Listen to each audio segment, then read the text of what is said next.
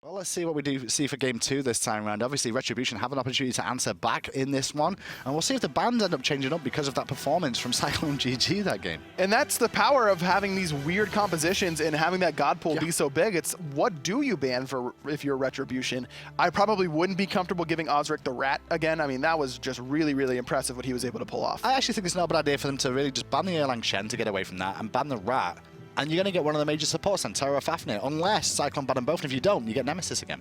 That's true, but are you willing to pick Nemesis again after that game? I mean, Mango had some flashes of doing the right things, wrapping around the Fire Giant, insta-killing Bloakley as he was tanking it. That was a nice play, using that taunt in middle lane after he got aggressed on. But at the same time, I mean, overall, the impact I don't think was really there. I mean, pick Nemesis again is not really going to be that much of an issue, especially if you're not going to have to deal with the Rat and Erlang Shen this time around. That's true. Nemesis didn't have a real opportunity to get rolling on the ground because of that great start from the Ratatoskr. Retribution going to go with that Fafnir ban, and in that first pick position, you definitely want to off-ban here. You do not want to be banning a god that you want to play. I do agree, and I think they actually might ban Nemesis themselves here if they're not going to run it again this time I wouldn't be surprised, yeah, banning Nemesis themselves, because you don't think Cyclone's going to do it after the performance we saw last game. Not with the Ratatoskr anyway. Retribution having a good think about where they want to go with their second ban now.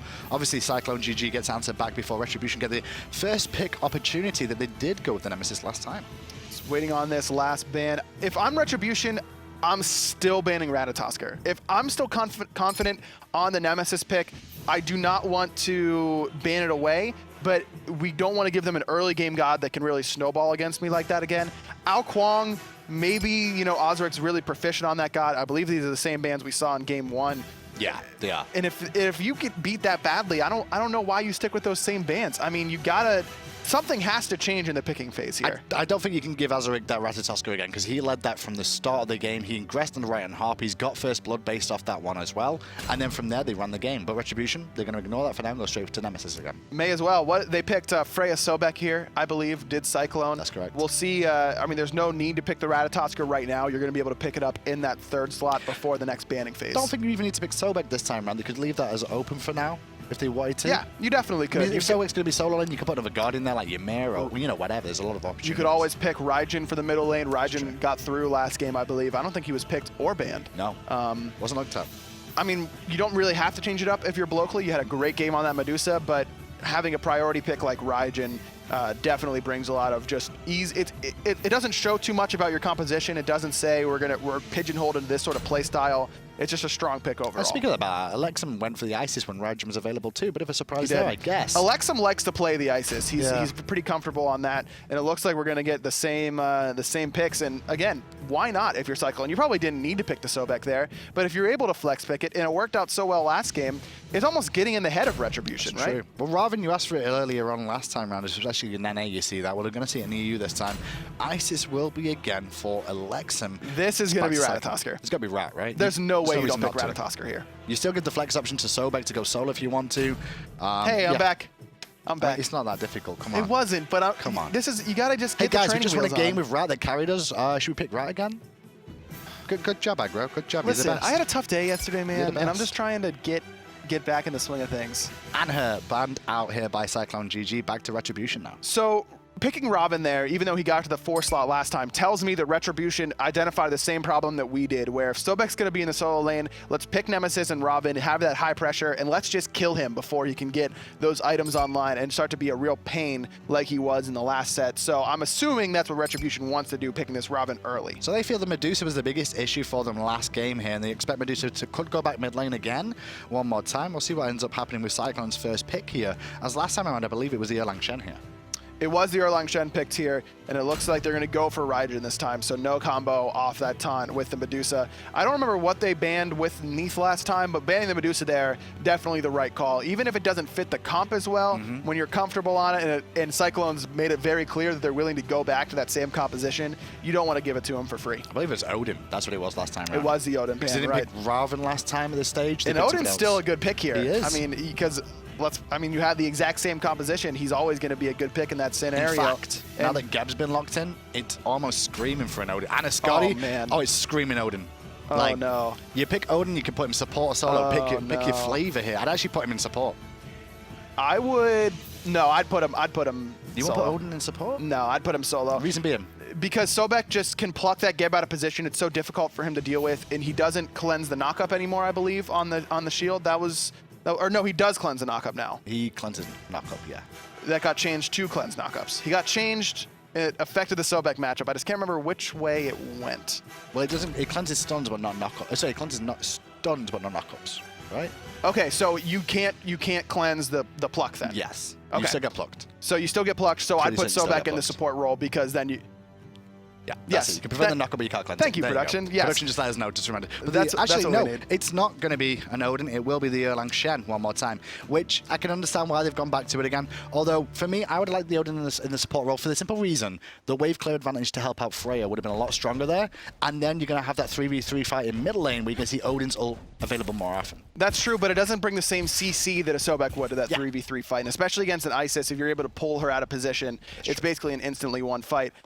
It looks like we've got a role swap mid-set for Retribution. Jeron, who has played ADC forever, as far as I understand it. Going back to last season was an ADC, one of the premier ADCs in Europe, and then played ADC all of the summer split. Yep. Is now in the jungle on that Nemesis, putting Mango Man on the ADC. Jeron has also taken Wrath this game as well, so no Purification going to be available for him. Now, they don't have, obviously, that amazing Petrify coming out from a Medusa in mid lane this time from Bloakley, but instead, they've got those ridiculous Taiko drums available, which can do a lot of burst damage and still taunt you anyway to continue on there. CC, burst damage, Taiko drums really bring it all to the table. And just solid CC overall on the side of Cyclone, so Jeron's definitely going to have to be very, very careful on that Nemesis without the Purification, because even without that Wombo combo Petrify potential, you still get taunted into a Thunder Crash with the Raijin on top of you. You're going to be eating a ton of damage. Well, we also see Mango Man here on Skadi, something we don't see too often just because of the fact of lack of escapability for the most part. Has to rely on positioning more often than not. Makes it a very difficult god to play in competitive play. It looks like we're going to see the exact same setup as last game. Jeron's going to pull these right-hand Harpies as Nemesis, and Auzrik's ready to fight. Why wouldn't he be? They've got the better aggressive duo lane. This time around, though, Jeron recognizes it. Obviously, it was Mango here last time. I was a little bit worried as the Spirit Ball does come through, looking to take him away. Thunder Crash in, though. Another double dash from Jeron will get him away from danger. There's a couple of differences this time, as nMinos is the one that's going to get the Fire Elementals as well. Right, but nMinos shouldn't be on those Fire Elementals there. He should be rotating in and fighting there. If Bloakley uses the Thunder Crash aggressively, which he did, that's a free pickup if nMinos is there to kill him. And we switched with the Bluestone too, just that extra dart damage would have applied a little bit more for themselves. Over to the duo lane, with a Skadi here, the wave clear's a little bit better, but Geb does slack a little bit, and Erlang Shen a lot more pressure with those pins being thrown out over and over again. No surprise, Skadi's probably going to be pushed under tower until Erlang leaves the lane. That'll let Skadi try and be that aggressive duo lane boxer that she wants to be against Freya. And mid lane as well, the clear from Isis coming into effect a little bit more earlier on, and obviously we don't see first blood this time out. No, we're going to be waiting a little bit longer for the first blood. We'll see if Jeron wants to go to this duo or solo lane to try and pick on Ezzuna. And you touched on it early, the Bluestone pendant for nMinos, I don't understand the pickup because you know you're against Sobek. He's gonna go Vanguard. He's gonna go Vanguard, and then it doesn't really do a whole lot for you. The Death Toll already synergizes well with your passive. You're gonna be gaining those shields as well as kind of regenning a little bit. Doesn't that help with clear a little bit more though, I guess? It does, but his clear is already so good. You don't really need it. It's definitely there to poke away at the enemy, and if the enemy has Mark of the Vanguard, that poke is a lot less relevant. That's a lot of nice poke onto all there. Really good work coming out from DineOhSaw and that Erlang Shen shows that he knows how to play this god throughout the knock-up, first of all, in turtle form, then hit him with a pin, forced a shield on himself, and it just allowed his boy Styley on that Freya to close the gap and get even more damage off. Styley going for the same build. The Soulstone Tiny Trinket gives him a little bit more lane push, but it is going to delay that Fatalis pretty significantly. Well, we're going to see that Transcendence online as well for Mango Man this time on the Skadi, so looking for the damage options there.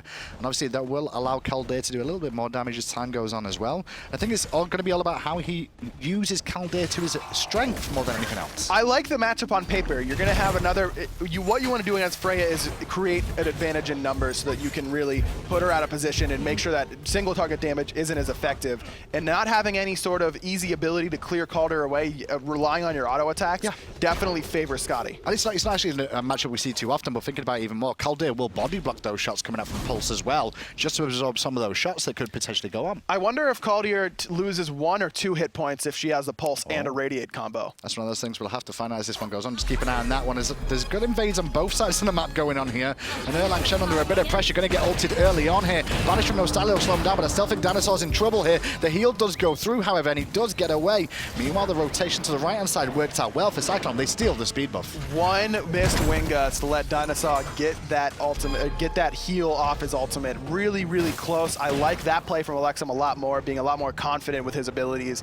Just off the mark with one of them. Well, all trying to get these right-hand harpies are about to spawn now. 3v3 fight, although Nemesis ult is on cooldown here, and they have to recognize this. Rat's going to the sky very early on. Elexum still tanking this up, and Elexum is going to get dunked over the shield. Drums are sounded, and Elexum will escape from the backside somehow, although will fall down for first blood. I thought Awe was going to get out because Bloakley chose to target Elexum and Jeron with the ultimate instead, but that looks an awful lot like a movie we saw 1 game ago, where they group up on those right-hand harpies, and Bloakley hits a big ultimate, just shooting that taiko drum all the way down the lane. Yeah, I mean, you'd think that you almost walk into that situation like, man, I remember when we got crushed here last game. I'm more surprised that we saw the Nemesis ult used at the red buff, and then they still tried to contest the right-hand harpies against a team that they knew they all had ultimates still up. It was very difficult for them to contest those. All had ultimates, and their early game is a little bit stronger than yours because they have that Ratatoskr engage over the top. And like we mentioned earlier, he got that Acorn online already, able to use that sort of cooldown and power that he gets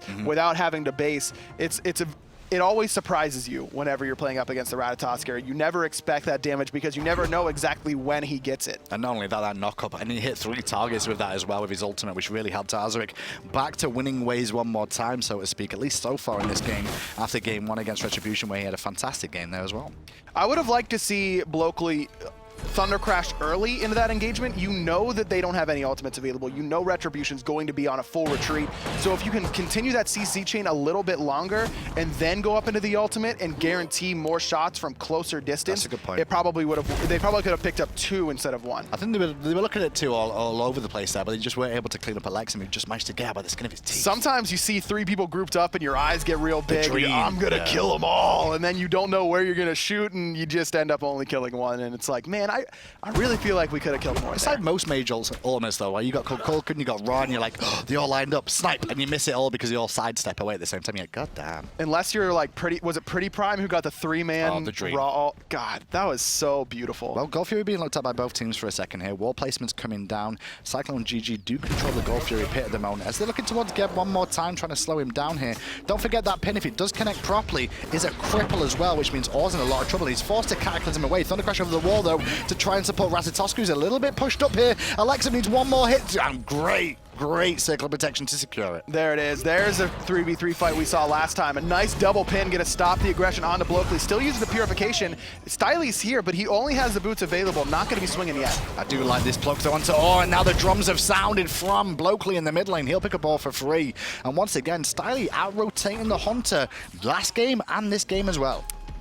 You almost want to say out-rotating Jeron, but now Jeron is in the ADC role. That was good, because I probably would have made that mistake. But yeah, I mean, he out-rotated Jeron last game. This game he's out-rotating Mango as well, just showing that he can do that on Freya. He's actually given a lot of risk versus that, because Freya is very slow at clearing for the most part in the early stages, and so he's risking losing farm in that lane to come and make sure these rotations happen. He is, but the item build that he's going for, that Soulstone Tiny Trinket, lets him clear a lot earlier. I mean, it does make a significant difference. Having those 5 Soulstone procs, making sure every hit of that pulse is going to be doing more damage to the minion wave, and the Tiny Trinket providing power where that Fatalis start does not. Well, those right-hand harpies look like they went the way of Retribution this time around.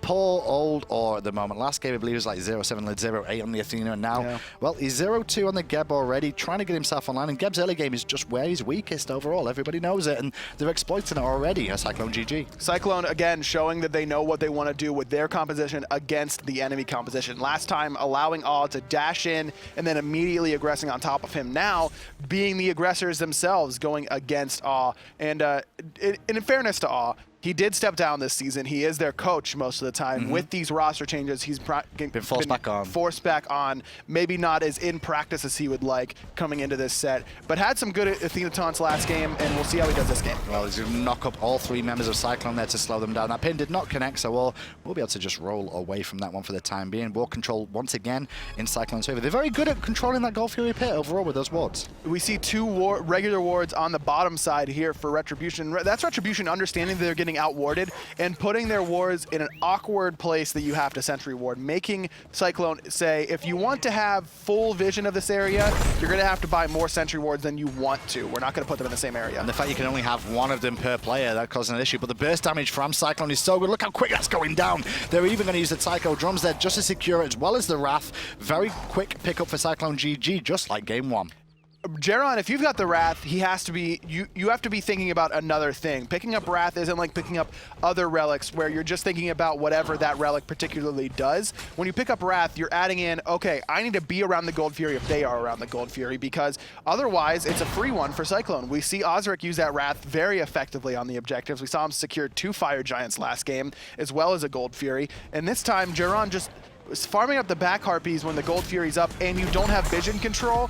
Probably not the best idea. And CycloneGG recognize it too, so they just walk over, pick that one up, and yeah, it really is a case of deja vu so far. Maybe there's a few less kills so far, but the gold lead is once again in CycloneGG's favor, as is the experience as well. It's not as big of a lead as last game, but it's still the same sort of pace of game. No, it is a same sort of pace. The late game potential for Cyclone pretty similar to last game, and we had the Medusa, so you had a little bit more tower push potential on the side of Cyclone.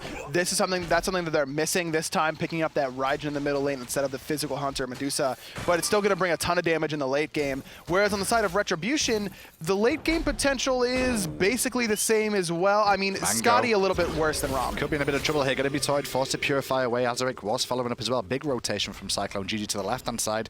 As meanwhile, Retribution on the right were busy trying to defend their own speed buff, which they do, and give it over to Jeron. You get the speed buff that time, but Jeron he hasn't really made a gank on either of these side lanes. We haven't seen him in that solo lane against Ezzuna. Now going to be able to back and get that meditation, going to make it harder for you to kill him. The dive coming in the left-hand side here, a nice Spirit Ball and Silence combination. DineOhSaw is going to take a ton of damage. And now Jeron's coming in, Andor as well. 4 members here trying to collapse. Good banish, but they're not going to be able to stop the ultimate coming out from Jeron. Jeron cleans up the kill, and now with the backup of the Geb, going to get the Cataclysm off and force the dash away from Ratatoskr. Finally, you do see Raijin rotating in there, but he'll go back to the safety of his towers. His team also fall back. A rare miscall there from Cyclone, just biting off a little bit more than they could chew, trying to dive that left-hand tower.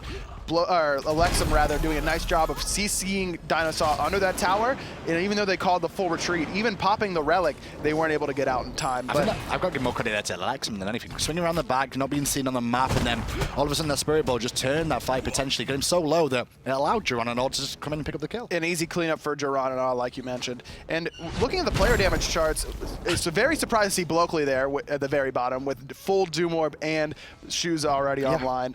But we wanted to see Mango go aggressive with this Skadi. This should be a favorable matchup to box in lane, but he hasn't done any significant damage whatsoever. Also surprising to see that the solo lane is near the bottom. Very low, both of them. Yeah, and then the support Erlang on top.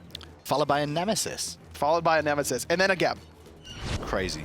This is a weird game. It is a very strange one. For 11 minutes in, 2-2 so far. Gold lead is still Cyclone's favor, as we said earlier on. Void Shield is now online, however, for Ratatoskr in the jungle. Meanwhile, Jeron going for the Jotun's Wrath here. Seems to be personal flavor between those 2 items as time has gone on. You can go for the protection option, stripping away the protection of your enemies, or you can go for the cooldown option. But normally when you're going for that CDR option with the Jotun's Wrath, you want to be the aggressor. You want to be using that ultimate on timer, and that's not something that we've seen Jeron do. So I think the Void Shield probably would have been the better option, just based on how he's played the game thus far.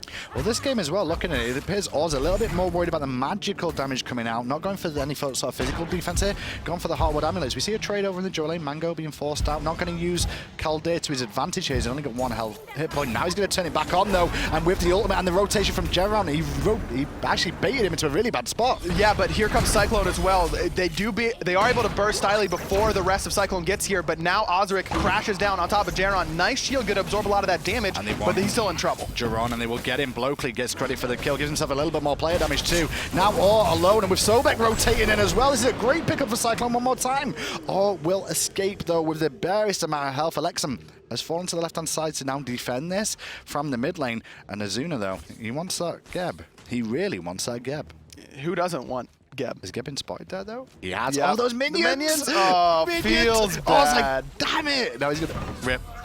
Feels bad, man. Of all the places to go to, like, I don't think that was the right... He could have gone towards back Harpy way, but it would have been a little bit safer for him to try and recall there. So he ends up falling as well. The tower does stand on the left-hand side, however, and now, because of this, CycloneGG can siege mid a little bit here, but unfortunately, they don't have too much tower push here. No, they don't. We mentioned that earlier. nMinos just backing does have the teleport available, but so he should be teleporting to the middle lane right now, but it looks like he's not.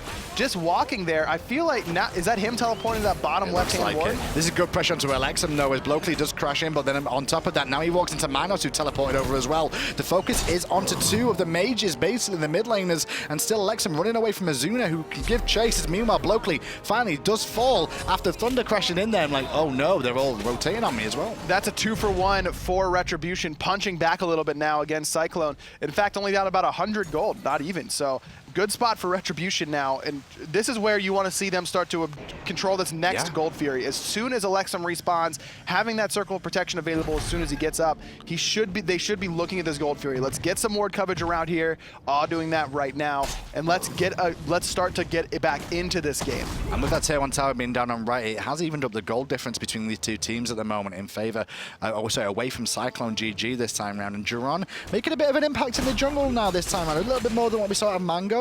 Overall here, not being caught picks off as much, and these rotations seem to be working now. Sitting 3-1 and 2 with top of the player damage, and here he goes on to Styley, gonna get the nice whoop, but I don't know if he's gonna be able to get out without using the ultimate, and there it is. Ult though is a very good trade for them overall there as well, and you can also see the Freya Purification was down then, so he doesn't use any relics, but in the sky at the moment was the rat. He was thinking about going in, but with Awe and Skadi being lurking around, he couldn't continue. I like this playstyle change from Auzrik. Last game he got super fed, was able to really push the tempo of the game by himself. This time, understanding that he's a little bit more even, sitting at the same level as Jeron right now, and is much more cautious with his play. Isn't playing overly aggressive. A little bit lack of damage this time around though, because he's going for a winged blade this time just to worry about the Nemesis slows coming out.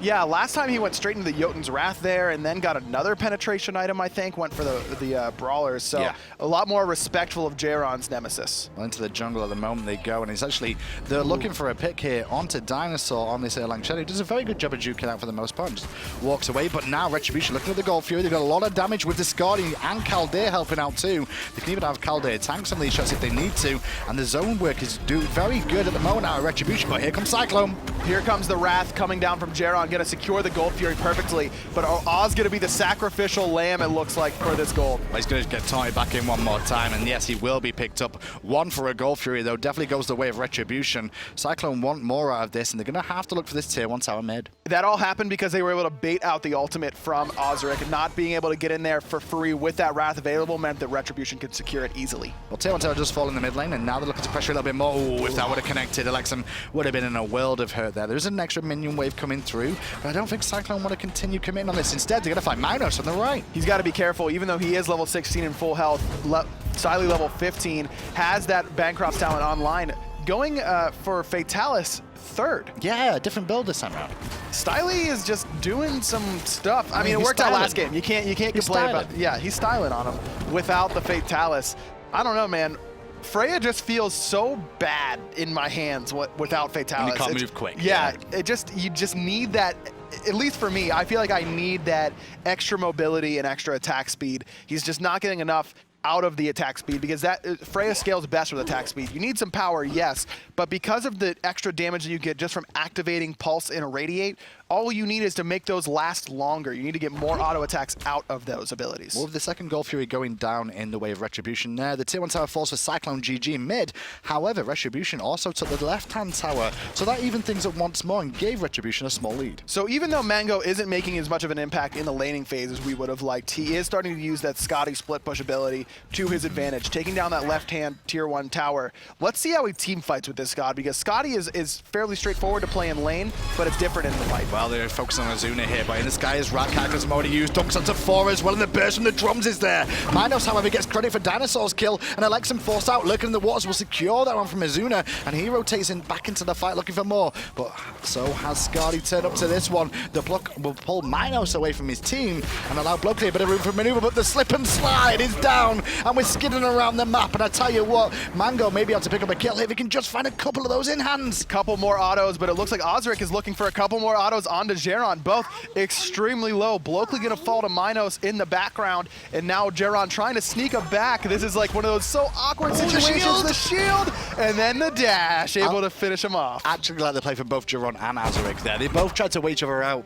Jeron had his shield up. He knew that the Rat was going to come in looking for the kill. Pops it to stop the Acorns going through. It would have killed him. At the same time, as Auzrik knew he was in a really rock and a hard place, was like, maybe I can trade this one out if I can find this. Really unfortunate that Ezzuna didn't fall to Mango Man, but Mango Man a tough spot now, all by himself. No escape on that Skadi, and probably going to fall here. Just a little bit greedy going for that tier 1 tower. Trying to juke out those shots. If anything there, what he needs to really look at doing is just throwing Calder on someone to lower some damage down potentially. Block some of the shots. By having it in the passive mode, he's not I think Calder had no health points available. He had 5. Oh, did he? Yeah, it looked like 5 to me. Yeah, he totally messed up. Yeah, he did. Yeah, what? Come on, dude. Going for, he actually, did you see that he went for Heavy Mace? He had Jotun's Wrath 2, then finished the Aussie, and then came back to finish the Jotuns. Okay, so the idea behind the Jotuns here is that you want to be able to push towers as Skadi. Yeah. It's really more about the penetration, not as much like Medusa where it synergizes with the cooldown. So I would have liked to see the brawlers there. A little bit more penetration available to you, a little bit more cost efficient like we harped on last game. But the cooldown is not as effective on a character like Skadi as it is on Medusa. And if you want to really push towers, it's a little early for Titan's Bane, but it could have worked. Well, they really are pushing towers Retribution as a whole here. Look at this tier 1 in mid lane at the moment. But good defense put out from DineOhSaw there. However, around the back is nMinos now, and Bloakley could be in trouble too. Great blink Cataclysm from All, though. Set up his team and slowing down Bloakley as much as possible. He's going to turn around the Psycho Drums as Elexum takes out Bloakley. Rat is in the mix in this one as well, though. And still under the tower, DineOhSaw is doing what he can to keep standing, but he's got support from his team. But over the wall go the boys to pick up Auzrik now as well. And now Ezzuna is surrounded. A huge ultimate from Ezzuna, but not quite enough to finish off Elexum. At 1 HP, finishes him with the charge prey. But Styley is here and doing so much damage. Finally has a Fatalis online, and you can see it doing work right now. But it's not enough to find a kill right now. And meanwhile, his boy on the left-hand side, Ezzuna, running away from a dog that's giving chase to a crocodile. And well, he will get away for now. Smite's such a weird game, man. Yep.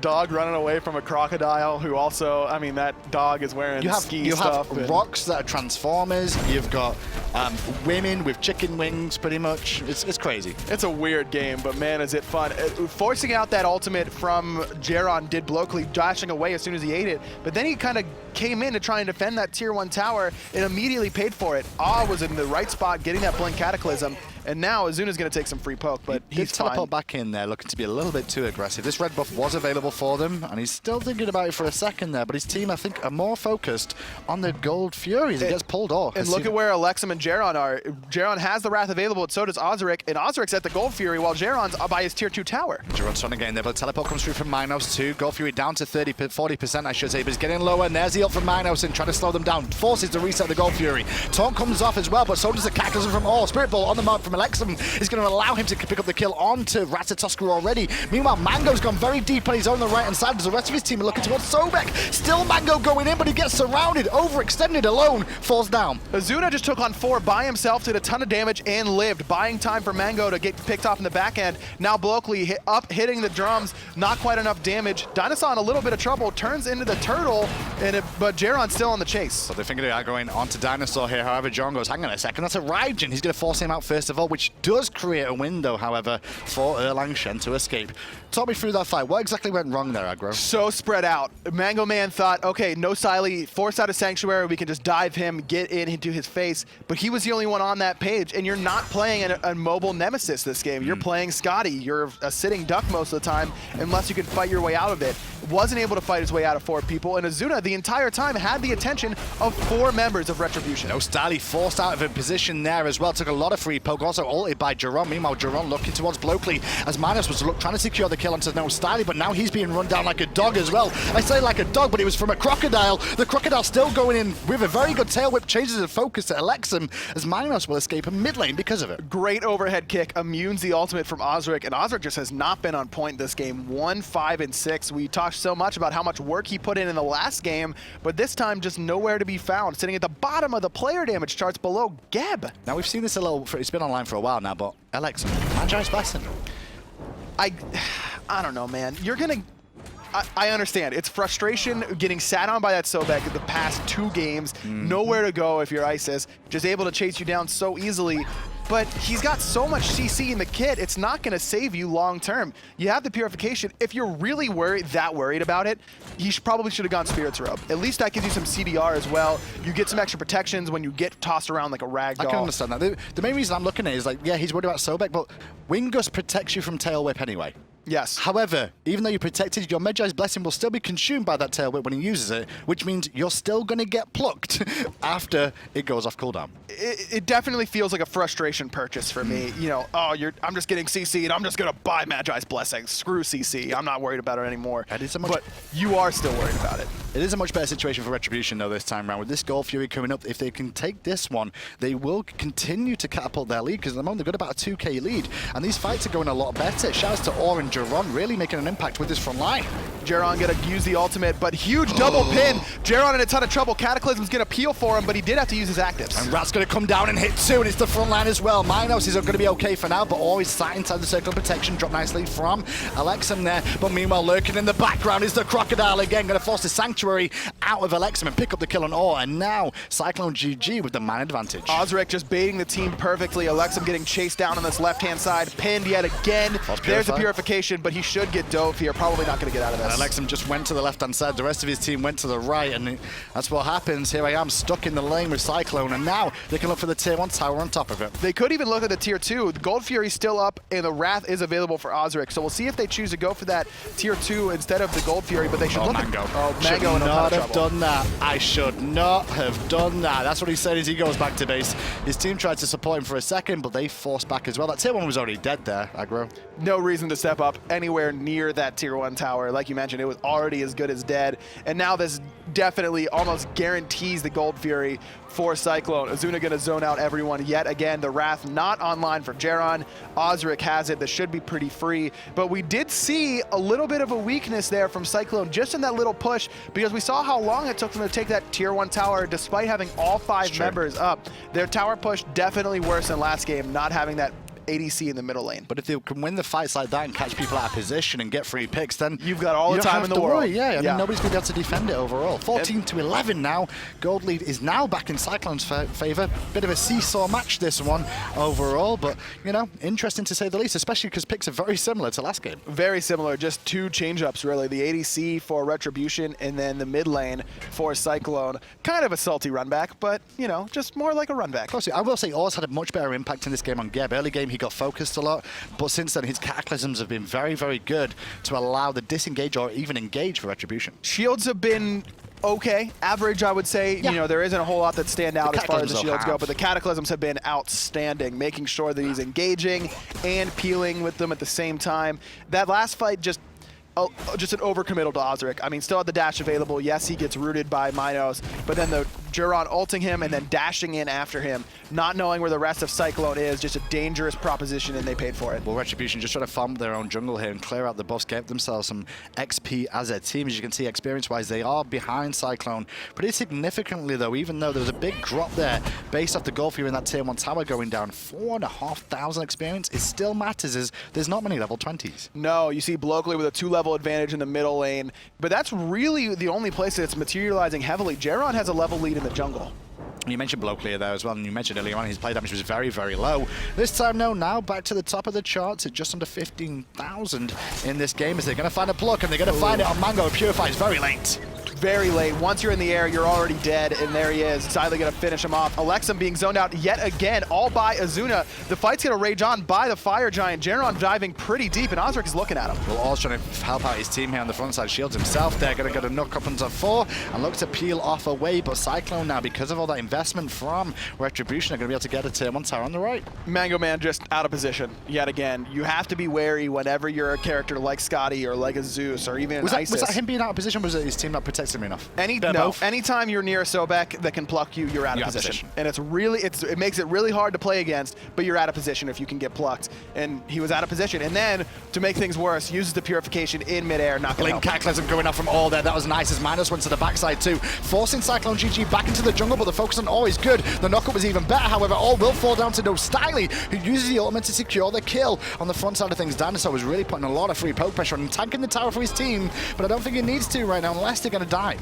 Elexum just not quite in position there. Another great engage. Hold that thought. Another great pluck from Ezzuna. Gonna throw Elexum into the team. He's got nowhere to go, lurking in the waters, going to secure it yet again.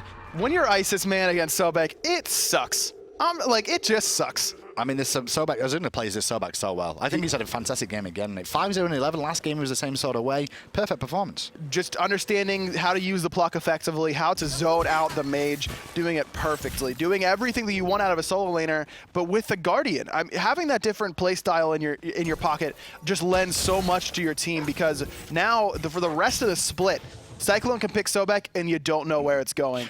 I would like to see DineOhSaw prove that he can play Sobek, so at least you think that he has it in his god pool. But you gotta show me sometimes. I mean, the one thing I do say, you said this in picks and bans well for game 2.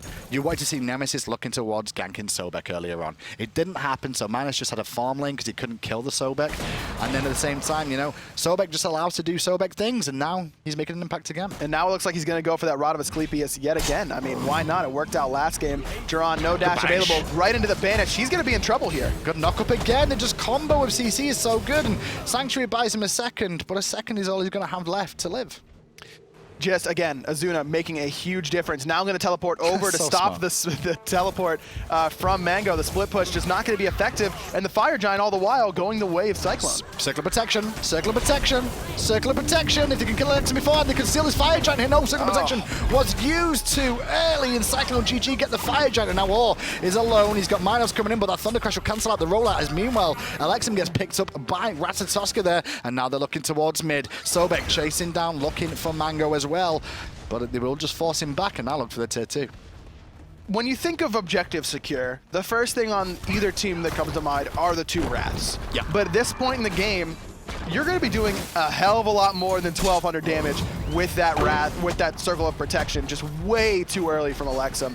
I'm very surprised to see Cyclone let Elexum walk in with that sort of steal potential, but it just way too early. The Wrath secures it for them again. Well, let's see what Cyclone can do here this time around. They got Fire Giant on all 5 members now, going to pull him in, and before he can even flip through the air, the Thunder Crash deletes Jeron. Meanwhile, Mango being forced out here on the backside by the little rat that's going to be eaten by a dog at the same time. nMinos can't continue closing the gap because Styley's helping him out too, as well as Ezzuna peeling back. The Phoenix falls on the right, and the team of Cyclone start to fall back. Nice Spirit Ball, though. Styley in a little bit of trouble, forced into lurking the waters is Ezzuna, but a great double banish stops Retribution in their tracks. Elexum has been on point with a lot of these long-range Spirit Balls, but just not enough damage, just like last game. Not overall. Now Ezzuna back towards mid lane, keeping him busy because his team on the left-hand side are trying to backdoor a tier 2 tower without minions, so it's going to take them a little bit of time with this composition they've got. A little bit, but now that Rat has the Jotun's Wrath and the Titan's Bane online, that is going to augment their tower push significantly, as long as he's able to be the one on the tower. A lot of times he won't be able to because it'll be his job to kill them. Okay, left-hand side, now the Phoenix is about to be focused on as still Mango gets picked off in mid lane, trying to farm up as well at the same time. Banish onto 2 targets, and they're looking for the pick here onto the Phoenix, or onto Awe, who gets bursted so heavily. The Cataclysm was good, but Bloakley still gets credit for the kill. Bloakley answered back by Elexum, though. In goes nMinos to the backside, looking towards Styley. Styley under pressure, but he's not being focused well enough right now. Styley going to be able to fall back and start putting out pulse damage once more. Plucked in is Jeron, and Jeron looks for damage and ends up dying. Styley and Auzrik were so low this whole whole fight, but they just couldn't find him. nMinos, the only one left up, except for Elexum, who's fighting off 2 underneath his Phoenix. Ezzuna finds the kill yet again, and now it's nMinos against 4 members of the Fire Giant holding Cyclone. And not only that, he's looking for a pick just to try and answer something back here. Auzrik will get the D aside for CycloneGG. 5 minions to the right, 5 minions to the left. So to the middle and on the left, the Phoenix is falling, and the So will be the Titan any second. Cyclone definitely didn't have as easy of a time that game. Jeron really showing a lot more presence in the jungle, but just not enough out of the team as a whole to fight back against Cyclone. Absolute beautiful performance from CycloneGG. Composition was pretty much a run back of game 1, just with 1 change to the mid lane there, and Retribution could not answer it. And it worked out. Bloakley on top of the damage. Going for the Soul Reaver before the penetration was a little bit odd, but it ended up working out. Well, there's the standings as well. CycloneGG get 3 points from that one after game 1. We've still got 5 more sets to bring you as well as the day continues here, but a very good start from the boys of Cyclone. Can't complain. Now on top, 7 points. Well, guys, we're going to cut to a quick break and bring you back the next set of action. We've got 5 more sets to bring you. Stay tuned. EU all day.